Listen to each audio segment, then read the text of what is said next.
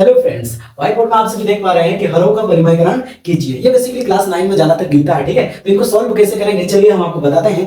हरों का परिमय मतलब क्या है ना, ये जो हर है उसको आपको परिमयकरण करके क्या करना है, डायरेक्ट परिमय संख्या में बदलना है। मेन चीज वही है, ठीक है। ये देखो अपरिमय संख्या है तो इसको परिमय में बदलेंगे। सबसे पहले क्या करेंगे, देखिए 1/√7 लिखा हुआ है, ठीक है। यानी कि √7 में कितना को गुना या जोड़े घटाए आप ही का मर्जी, ठीक है। जो कुछ करना है करो, लेकिन आपका यहाँ क्या होना चाहिए, हर आपका परिमय होना चाहिए, ठीक है। तो मल्टीप्लाई हम √7 कर देंगे, ठीक है। और इधर पे मल्टीप्लाई √7, किस लिए ऐसे क्या पता है, क्योंकि √7 और मल्टीप्लाई √7 अगर होगा तो 7 ही हुआ, ठीक है ना। तो इसका √7 × 1 कितना होगा, √7 और y भी √7 और मल्टीप्लाई √7 तो 7, ठीक है। समझ में आएगा। एक क्वेश्चन हम लोग इसी तरीके से देख लेते हैं। 1/√7 माइनस √6 है, ठीक है। तो देखिए ये टोटल जो है ये माइनस में है, तो हम लोग इनका अपोजिट के लाना है, ठीक है, मतलब प्लस में लाना है। तो क्या करेंगे हम 1/√7 और माइनस √6 लिख लेते हैं और इसमें मल्टीप्लाई करेंगे √7 प्लस √6। समझ में आके नहीं, ठीक है ना। और सेम यही चीज है हम लोग ये ऊपर में भी करेंगे, √7 और प्लस में √6। किस लिए, क्योंकि हमने नया कुछ ऐड किया। समझ में आया कि नहीं।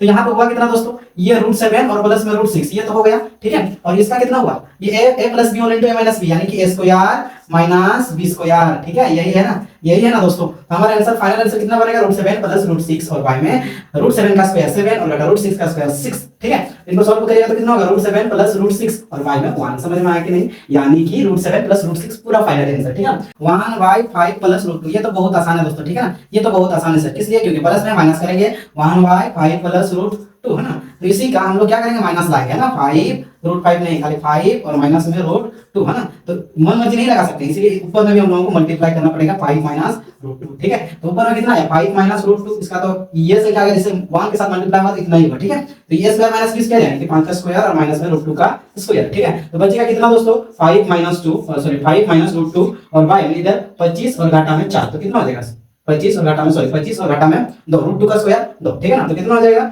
25 से, तो आप ही लोगों का इसको सॉल्व करोगे तो 5 माइनस √2 और y में कितना 25 से 2 जाएगा तो आपका कितना 23, ठीक है।